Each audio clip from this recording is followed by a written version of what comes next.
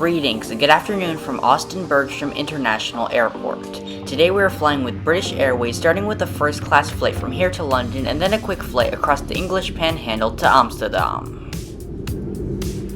We had gotten to the airport about 3 hours before our plane's scheduled departure time of 5:45 p.m., leaving us with some time to kill while in the airport. On most long-distance international flights, it's suggested that you arrive about 2 to 4 hours before departing to ensure that you don't miss your plane.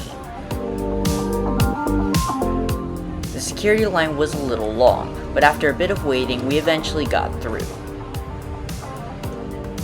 According to the departure board, our flight to London, British Airways Flight 190, was to depart on time out of Gate 2, which gives us about 2 hours to kill before departure. During those 2 hours, there's no better place to spend than in the lounge. There are multiple lounges located throughout the airport, and the nearest one to me was right in the middle of the terminal. The lounge here at Bergstrom is fairly decent, offering a number of comfortable seats for passengers to sit and wait for their plane's departure. As well as the comfortable seating, there are a few bars located throughout the lounge where passengers can grab a small snack or drink.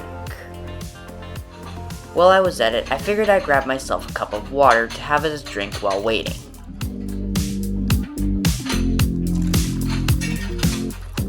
As good as the lounge food may be, I was looking forward to getting some lunch, so I decided to go get something from one of the local restaurants. For lunch, I decided to go back to an old favorite and ordered myself 2 slices of cheese pizza from East Side Pies. As well as the pizza, which was great as expected, I also got a few things from the lounge selection, including 2 bags of Smart Food, which were nice, and a few cookies, which tasted awesome. Our wait in the lounge soon comes to an end, as the boarding call for Flight 190 is made about 45 minutes before departure. Heading downstairs, we can soon make our way through the terminal to Gate 2, where our flight will be departing.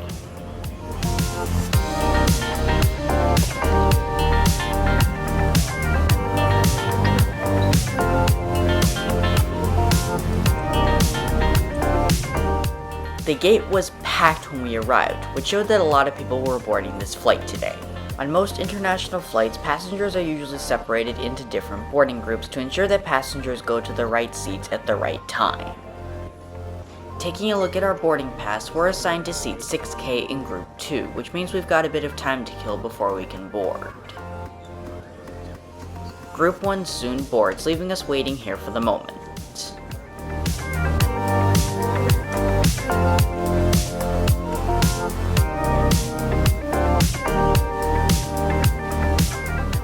Eventually, Group 2 starts boarding and we can make our way onto the plane. Stepping on board, we can soon settle into our home for the next 12 hours. As we wait for boarding to wrap up, a KLM flight prepares for departure the next gate over. Starting in March of 2022, KLM is currently the only airline service that offers direct non-stop flights from Austin to Amsterdam, flying between the two cities 3 days a week. Now, some of you guys may be wondering why I chose to take a 2-segment flight with British Airways when I could have flown direct with KLM. Well, the main reason is the price difference. At the time of year that I was traveling, the route I was taking may have been longer, but it was at a somewhat cheaper price than the more direct KLM flight.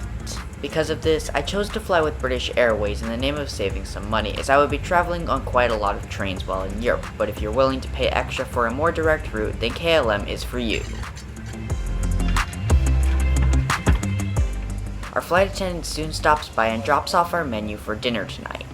Because it was airplane food, I had low expectations for the quality, but I decided to go with the beef short ribs for a main and some chocolate mousse for dessert. As I said earlier, our plane was scheduled to depart at 5:45 p.m., but the clock soon ticked past that time and our plane didn't move an inch. It appeared that we were experiencing some delays departing Austin for reasons I wasn't too sure about. While we wait, we can enjoy a couple planes coming into land to pass the time.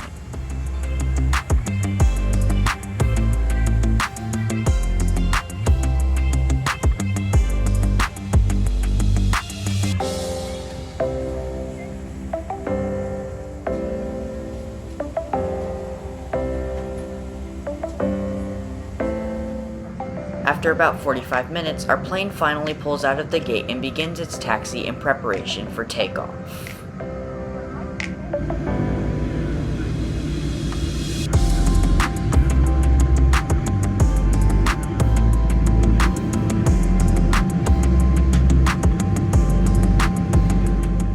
Unfortunately, we were held up a bit just before takeoff as a Southwest Airlines flight comes in for a landing just in front of us.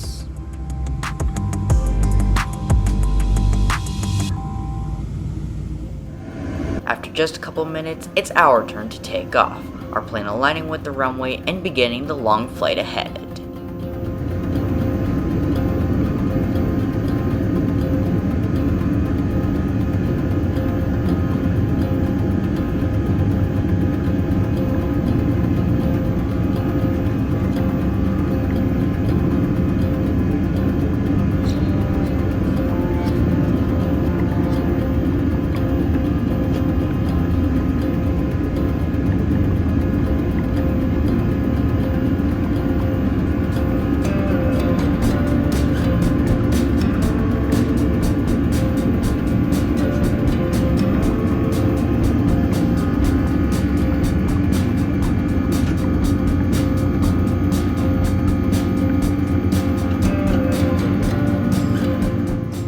Making our ascent as always, we say goodbye to the land of Travis County below us.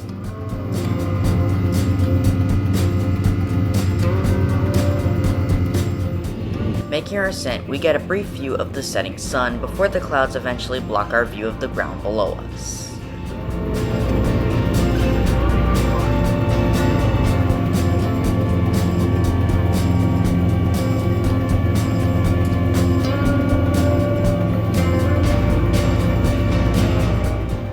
Without much to see outside, let's take a tour of the first class seating on British Airways. The seating here is the standard first class found on most airlines, with a ton of space in front to stretch out my legs and sit comfortably. To add to the comfort, there's a small footrest here that's well cushioned and makes for a good place to rest your feet.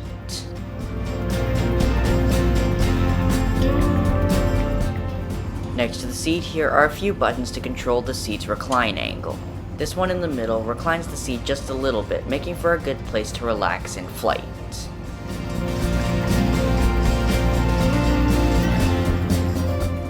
This bottom button here reclines the seat completely flat. This configuration will be necessary when we go to bed tonight. Lying on it, the flattened seat makes for a comfy place to hang out and sleep when in transit. First class passengers are offered pillows at each seat, which makes it more comfortable and easier to sleep when combined with the flattened seat. Stored down here is the safety information card for the Boeing 777. While hazards are highly unlikely, these cards are placed at each seat in case on the off chance that they do. Between the seats and the window are a few cabinets opened by some small buttons next to them. When we were taking off, I made sure to store my technology in here as it's requested that passengers put away any devices when ascending. Stored under here is the tray table. Unfortunately, I was unable to pull it out myself, as no matter how hard I tried, the table wouldn't come out a bit. Up in the corner here is a small reading light that automatically comes on when folded out. Above us, as always, are air vents and reading lights, but what's rather odd is that there's no switch, so I don't really see how you operate these lights. At the entrance to each seat is a small door that, when closed, provides for a good sense of isolation, but like the tray table, I was unable to move it myself.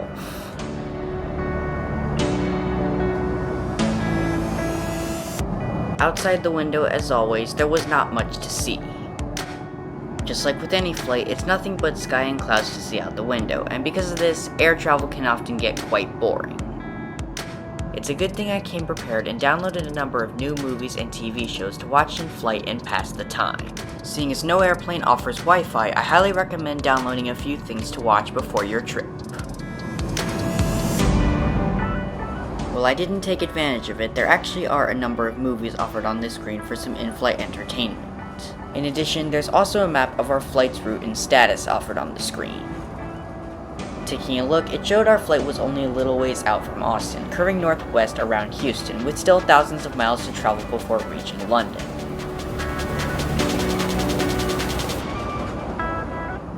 The cloud cover soon broke up as we left Texas, giving us a brief view of the ground below us.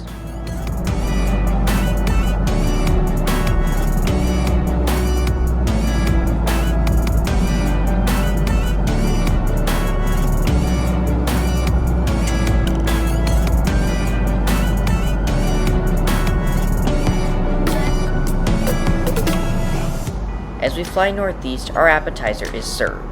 The bread roll was only okay at best. It was tender, but the flavor was a little bit too sour for my liking. I chose to pass on the salad that was served on the side, as salad isn't really my thing. As night began to fall, the sky turned rather misty, the clouds blocking our view outside.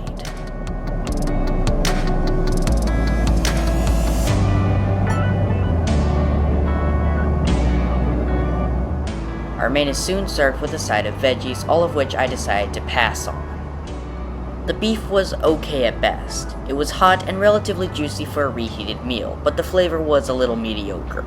Seeing as it was airplane food, this was to be expected, but given the experience I had with the Flatiron Steak on Amtrak Southwest Chief just a week ago, it was a little disappointing. The sky continues to darken as we head northeast, but with the thick cloud cover and given that I was on the wrong side of the plane, there was no sunset to enjoy.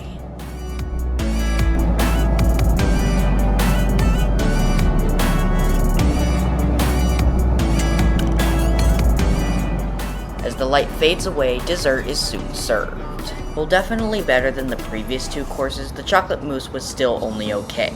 The richness was a little underwhelming, but the flavor itself was fairly decent and was overall a satisfying way to wrap up the meal. As dinners go, I can't give it any higher than a 4 out of 10. The first main courses were rather mediocre, but at least the dessert was fairly decent and was definitely a saving grace. The sky soon turned pitch black as night fell, leaving us with nothing but darkness outside the window. It soon started getting late, and thus I began preparing to get some sleep for the night.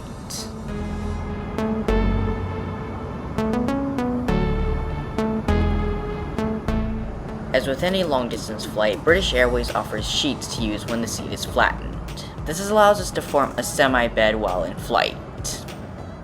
Now, one thing that can make sleeping rather hard is the loud whooshing sound of the jet engines. To deal with this, I tried to use the headphones offered at the seat to try and block out the noise, but it was still a little loud. Settling in, it's time to turn out the lights and get some rest.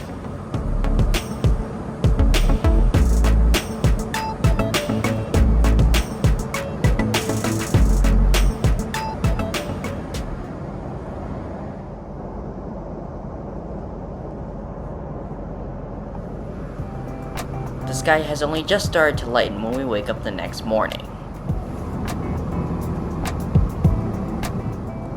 It's nothing but frost and mist outside the window. The sky's still a little bit dark. My last night of sleep was not great. I probably only got an hour of sleep at most, which wasn't ideal, thanks to the loud jet engines, which even with the headphones were quite disturbing. As the sky slowly lightened up, I got a good look at the moon, which was a beautiful sight to wake up to.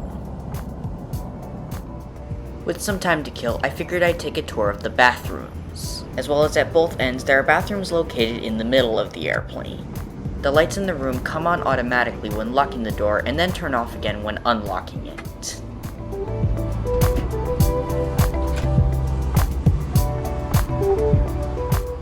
As with most airplanes, there isn't a ton of space, but there's just enough for it to be usable. While you do have to press a little hard, the sink works quite well, and the soap was half full.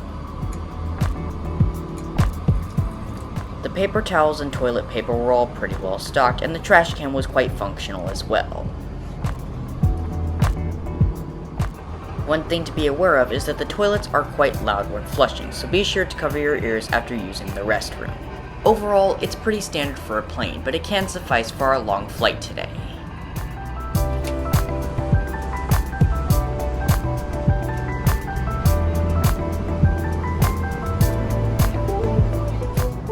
Returning to our seat, the sun begins to rise, and out of the corner of the window, we can see a small rim of light.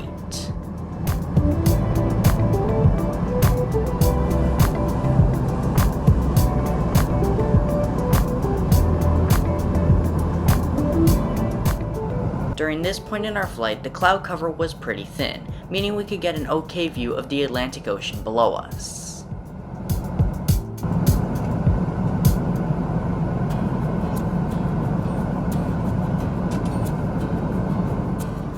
Taking a look at our flight status, the map showed that we were approaching the UK, meaning our first segment was near its end. As we approach our destination, we soon fly over Ireland, a small island just west of the UK.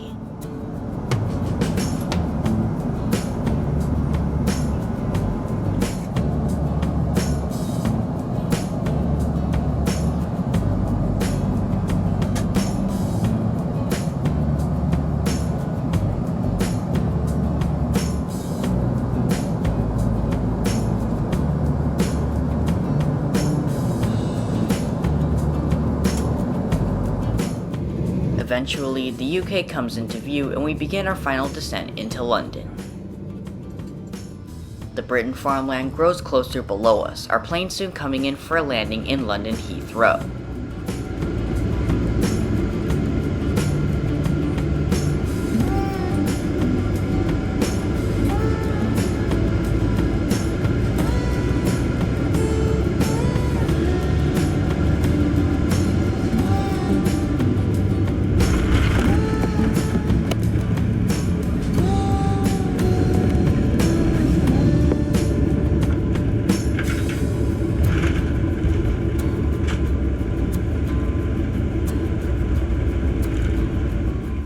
With our plane now landed, we can make our taxi into the gate. All we have left to do now is a quick flight across the panhandle to get to Amsterdam.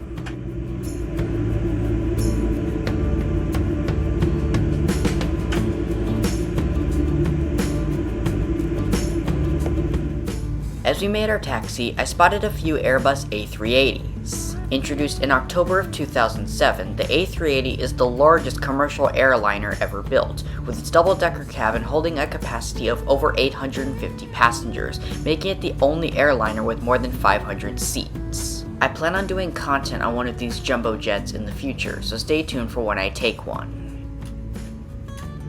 After taxiing, our plane soon comes into the gate. Well, sort of.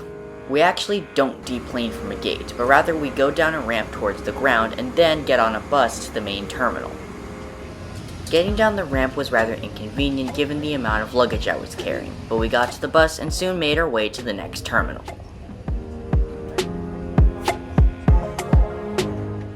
Arriving at the next terminal, it's time to relax in the lounge before boarding. Just like with the lounge back in Austin, there's a lot of comfortable seating where you can wait for your plane. The food options here are a step up, however, offering more fresh, hot options as opposed to the mostly packaged snacks back in Austin. Unfortunately, I didn't have much time to explore the lounge, as the boarding announcement for our next flight is made after only a few minutes. Climbing on board the bus, we make our way over to our plane and climb aboard for segment 2. While we may be on board, we still have a bit of time to kill before departure, giving me some time to do some plane spotting. First to catch is a British Airways Boeing 777, the same type of plane that brought us here. Following shortly after is an Airbus A320, which is what will be taking us to Amsterdam in just a few minutes.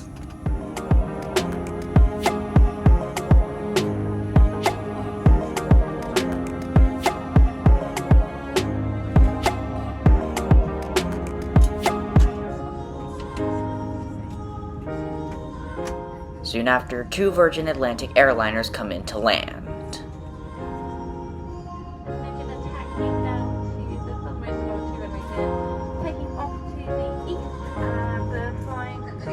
After some waiting, we soon pull out of the gate and begin taxiing for our final leg to Amsterdam. We unfortunately had to wait a little bit as some other planes were due to take off in front of us.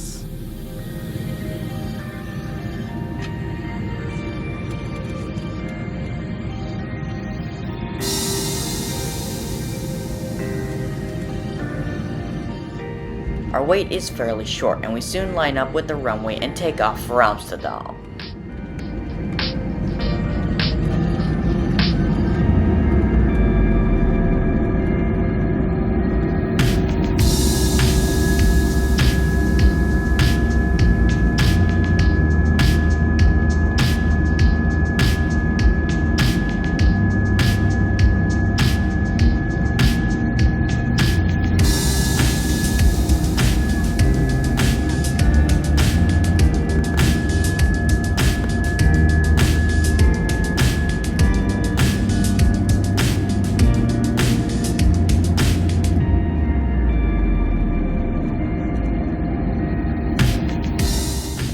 made our ascent, I managed to spot some trains down there. I plan on checking out some trains in the UK in the future, but who knows when. While I'm not riding any British trains on this trip, stay tuned for when I post videos of trains in both the Netherlands and Italy over the next few weeks.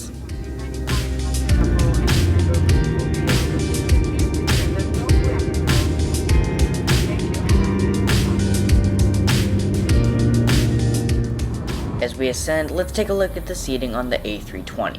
The legroom is much more cramped and more similar to what I've experienced on both Delta and Southwest Airlines, and the backpack made it rather hard to stretch out.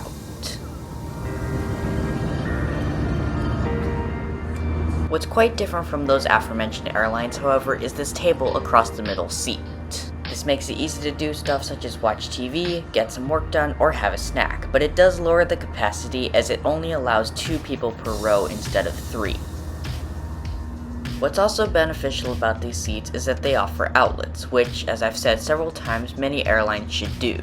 Seeing as airlines like Southwest don't offer outlets, it's a bit of an inconvenience for passengers using devices on their flight, so I hope they take note soon.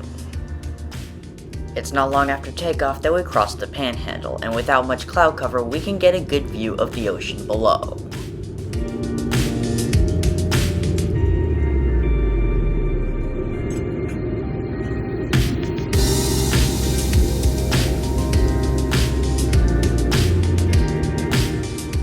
As we crossed the Panhandle, our flight attendant offered us a small breakfast consisting of some ham, a bread roll, and some oatmeal and veggies, which I passed on. The bread roll and ham were rather bland, and the flavor was quite mediocre, but seeing as this was airplane food, this was to be expected. Can't give it any higher than a 4 out of 10. As I had breakfast, the coast of mainland Europe soon came into view, and we soon made our descent into Amsterdam. As we descended, I even got a glimpse of one of the trains we'll be taking while in the Netherlands.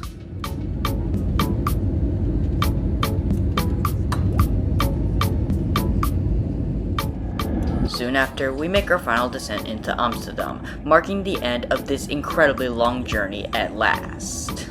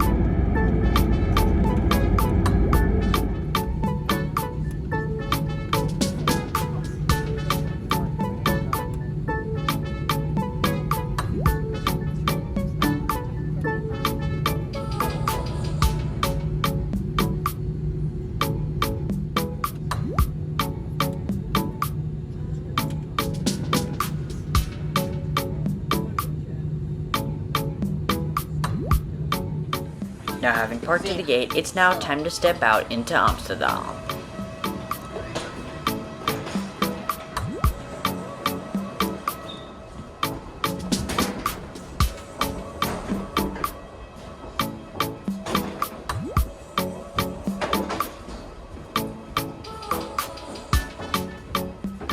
Entering the terminal, it's now time to conclude today's video. In the next one, I'll be right back here in Amsterdam International Airport to pick up where we left off with a ride on the Netherlands Spoorwegen to Utrecht Centraal. We'll be doing a number of cool train rides while in Europe, including an overnight ride on the night jet and some luxurious sleeping accommodations, as well as some high-speed train rides in Italy. This will be a fun next few weeks. Anyways, if you enjoy my videos, I suggest clicking a like and subscribing to the channel if you haven't. I'd also love to say a huge thank you to all the support and growth on this channel in recent times, as this is a true motivation for me to keep making great content like this. The number of subscribers I've been getting have been rapidly growing, so I can't wait to see what the future holds for this channel. Anyways, that concludes today's video. I hope you enjoyed the flight, and I will see you all next time. Take care.